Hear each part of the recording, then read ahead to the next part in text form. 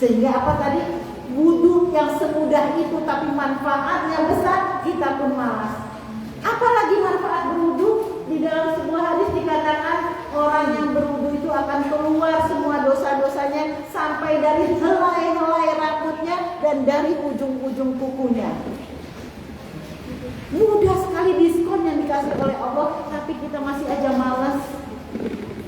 Hanya karena tadi setan bermain di situ. Ingat-ingat aja, saat kita tidak tersambung dengan Allah, maka pada saat itulah setan yang dominan di dalam tubuh kita. Kalau sudah kita menjadi temannya setan, hutuwati syaiton, maka tempat kita bersama setan nanti juga.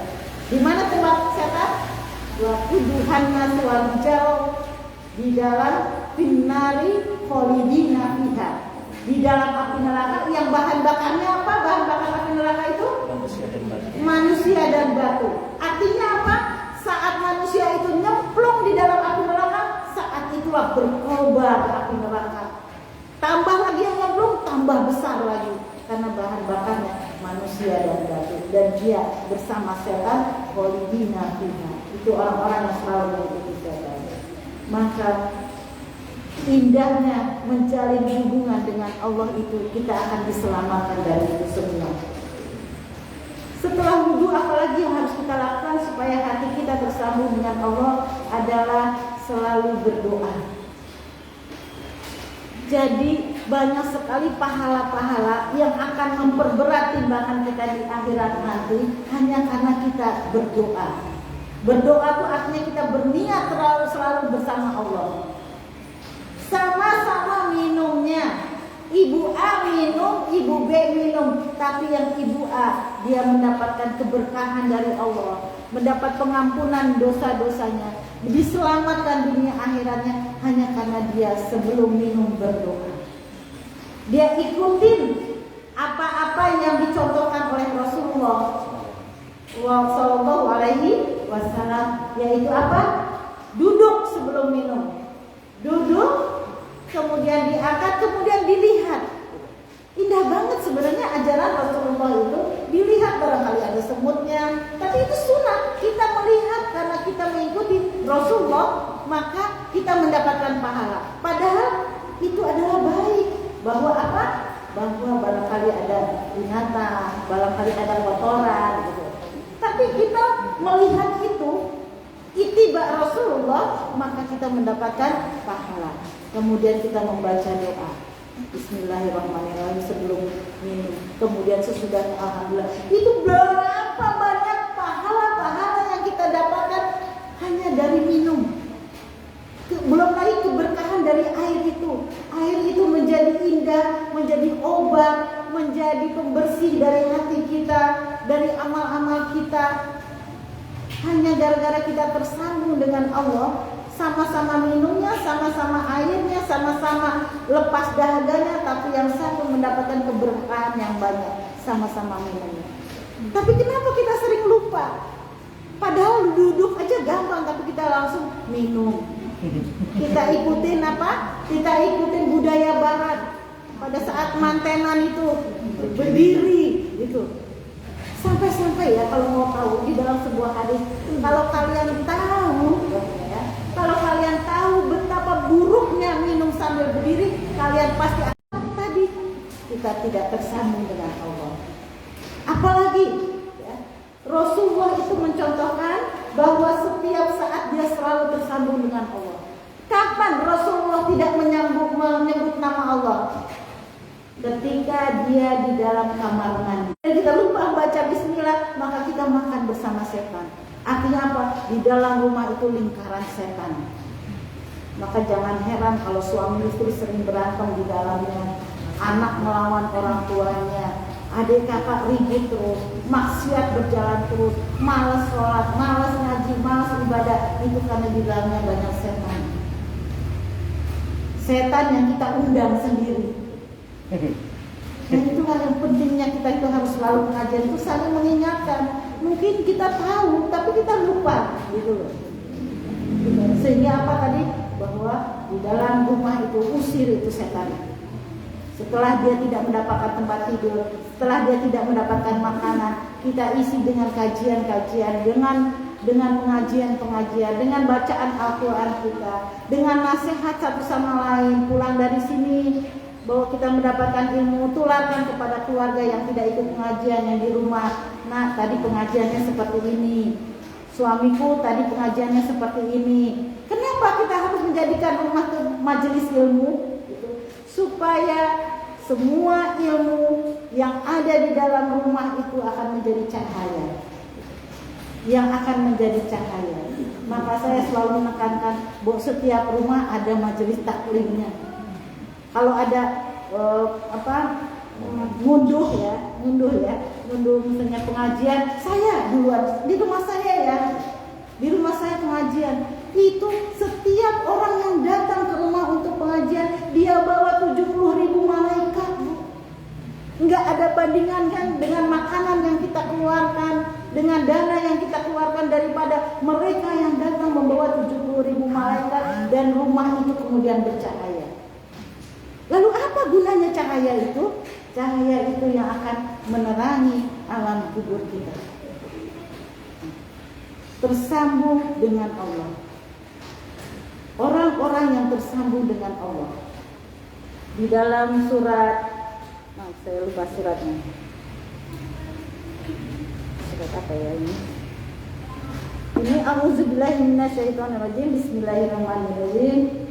Alladzina yazkurunallaha qiyaman wa qu'udan wa 'ala junubihim.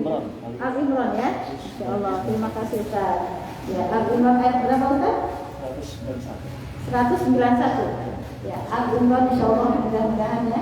Itu alladzina yazkurunallaha qiyaman wa qu'udan, yaitu orang-orang yang selalu mengingat Allah pada saat berdiri. Berdiri aja dia mengingat Allah. Wa qu'udan, duduk. Wa 'ala junubihim, kemudian berbaring. Wa yatafakkaruna fi khalqis samawati wal ardh, dan dia mengagumi ciptaan Allah langit dan bumi.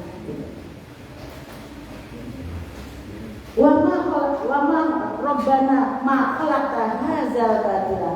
Ya Allah ya Rabbi, sesungguhnya tidak ada yang sia-sia penciptaan-Mu. Subhanaka wa qina azabannar. Maka tolonglah aku jauhkan dari api neraka. Ternyata mengingat Allah itu dalam setiap gerak kita.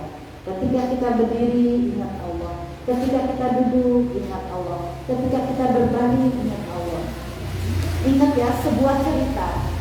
Tiba-tiba ketika Rasulullah berkumpul seperti ini di majelis ilmu, kata Rasulullah, nanti ada orang yang masuk lewat pintu situ, dia adalah ahli surga. Rasulullah berkata kepada para sahabatnya, nanti ada seseorang yang masuk di dalam sebuah pintu itu, dia adalah ahli surga. Sahabat-sahabat dulu itu, kalau Rasulullah mengatakan ada yang masuk surga, dia kepo. Siapa dia ya Rasulullah? Sahabat kan? Bukan. Ahli ibadah kan? Biasa aja.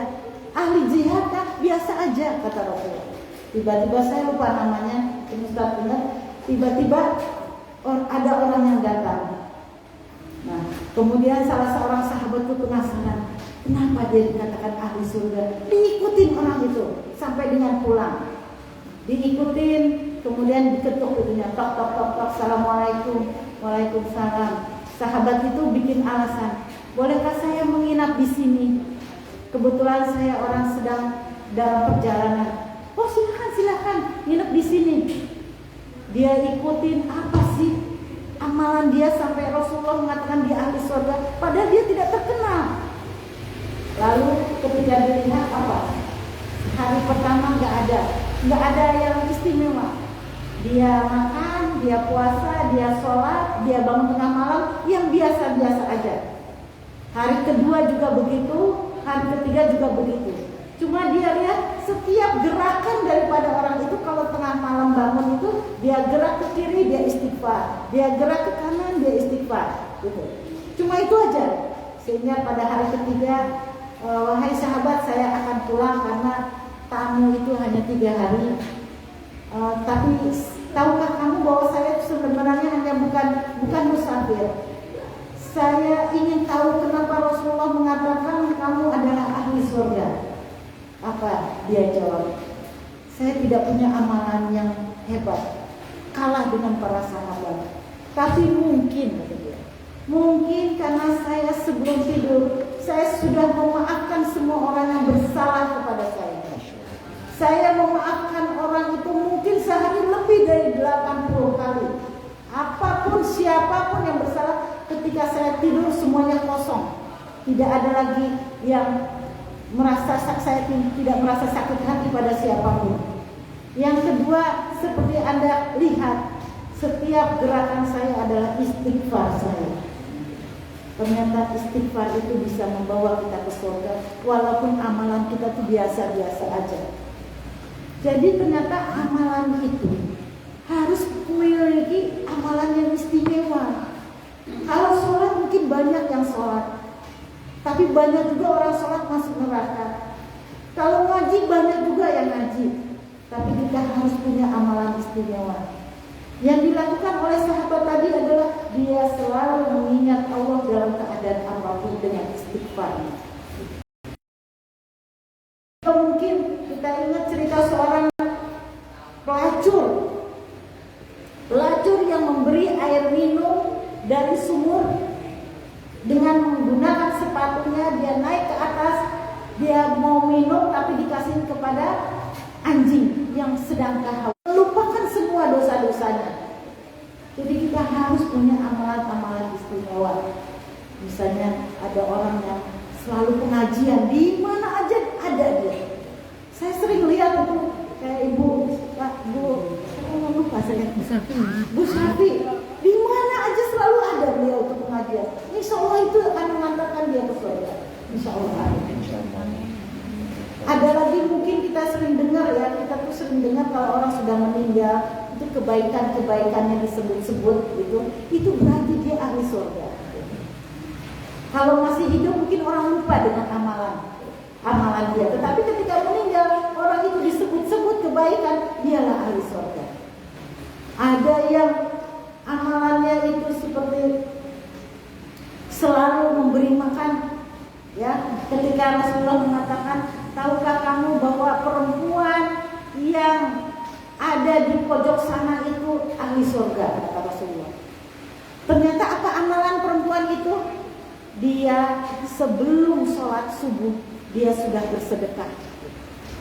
Dia selalu mencari orang-orang miskin sebelum orang sholat subuh itu. Dia cari orang miskin, dan kalau dia tidak temui orang miskin, dia kasih makanan tuh ayam, bebek, kucing, gitu. Saking dia mewajibkan dirinya sebelum subuh, itu dia bersedekah. Orang sholat subuh itu biasa, tapi kenapa tidak disebut oleh Allah bahwa orang yang sholat subuh pasti masuk surga? Bukan, tetapi si perempuan tadi, karena dia memiliki amalan yang berbeda. Coba kita mencoba mencari amalan yang tidak biasa-biasa saja. Ustadz saya, ini benar-benar kisah nyata. Dia kalau nggak salah di Nusa Tenggara Barat. Artinya gini, ketika ada penggalian kuburannya sudah lama, udah puluhan tahun dipindahkan, ada satu kuburan yang mayatnya itu masih utuh, bahkan kain kafannya itu tidak kotor sama sekali, wangi. Sehingga dicari, apa amalan orang ini? Ini orang biasa-biasa aja. Ini orang biasa-biasa aja, kenapa? Tapi kok dia sampai sedemikian dimuliakan, tidak ada satu semut pun mau menggigit dia. Jangankan sisa kubur, jangankan belatung, nggak ada. Dia tetap dengan bersihnya, dengan wanginya, dengan kain kafannya. Akhirnya dicarilah keluarganya. Wahai keluarga, sebenarnya ini amalan apa sih yang menyebabkan dia itu demikian mulia, dimuliakan oleh Allah? Ternyata apa? Keluarganya pun nggak tahu. Enggak, biasa aja dia pergi ke masjid seperti orang lain, sholat 5 waktu, biasa aja. Terus ternyata tetap dicari apa sebenarnya amalan istimewa dia. Akhirnya ditemukanlah sahabatnya. Sahabatnya ditanya apa sebenarnya amalannya. Dia bilang, sebenarnya saya nggak mau ngomong karena saya sudah dijanji saya nggak boleh ngomong. Tapi dia sudah tiada, maka semoga dia memaafkan saya dengan menceritakan dia. Ternyata apa? orang ini adalah selalu dia adalah orang yang hafal Quran 30 juz, tapi tidak satu orang pun yang tahu kecuali sahabatnya itu yang setiap kali dia setor tentang bacaan Al-Qur'annya. Di mana istimewanya orang hafal Quran mungkin banyak, istimewanya adalah tidak ada satu orang pun yang tahu. Dia sembunyikan amal kebaikannya hanya untuk Allah Subhanahu wa taala, hanya untuk dilihat oleh Allah. Itu juga amalan-amalan yang telah insya Allah akan dilirik oleh Allah, yang mengundang rahmat Allah, yang mengundang kasih sayang Allah, karena kita tidak bisa masuk surga kecuali dengan rahmat Allah. Nah, kira-kira bisa nggak kita memikirkan amalan apa sih yang bisa mengantarkan ke surga? Saya selalu nanya sama orang-orang yang meninggalnya muda, kemudian tersenyum, kemudian orang-orang membicarakan kebaikan. Saya selalu nanya itu. Lalu kenapa sih suamimu begitu gampangnya meninggalnya, kemudian senyum, kemudian banyak orang yang melayat, banyak orang yang menyebut kebaikannya. Kemarin saya tanya teman saya, apa kata istrinya? Suami saya tidak pernah ngomongin orang. Itu juga ternyata amalan yang dilirik oleh Allah. Masalah ngomongin orang itu, ya, bahkan Nabi Isa Al-Masih itu, jangankan ngomongin orang, ngomongin kejelekan orang. Pada suatu hari Nabi Isa ketika berjalan-jalan dengan sahabatnya, dia melihat seekor seekor anjing yang sudah busuk. Bayangkan, anjing itu mati membusuk, daging-dagingnya sudah copot-copot dan sangat menjijikan. Gimana kalau kita lihat anjing itu sangat bau, menjijikan, kotor. Itu para sahabatnya Nabi Isa itu menyingkir sambil tutup hidung, bau, kotor, enak, jijik, takut gitu ya. Tapi Nabi Isa mampu menemukan kebaikan karena hatinya dia bersih. Dia mampu menemukan kebaikan dari anjing seperti itu. Apa yang dikatakan Nabi Isa kepada para sahabat-sahabatnya? Hai, lihat, alangkah putih giginya, alangkah putihnya gigi anjing itu. Jadi kalau hati kita bersih, kita akan selalu menemukan kebaikan-kebaikan orang, sehingga kita tidak akan sempat membicarakan keburukan orang. Untuk kali ini sampai sini saja. Mudah-mudahan ada manfaatnya. Wabillahi taufiq wal hidayah. Assalamualaikum warahmatullahi wabarakatuh.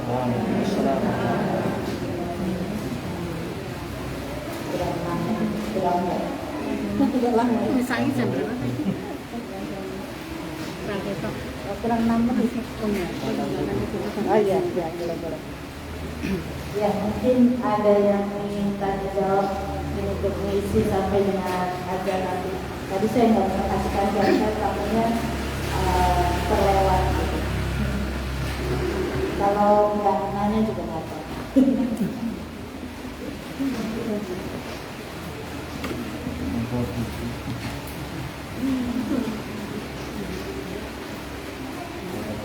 Ini setiap hari Selasa. Selasa setiap Selasa apa? Iya, setiap Selasa. Oh, Selasa pada maghrib. Oh, Pasaran. oh iya. Bukan. Tai. Oh gitu. Selasa pagi. Iya. Berarti setiap 35 hari gitu ya? Oh. Mulai belajar.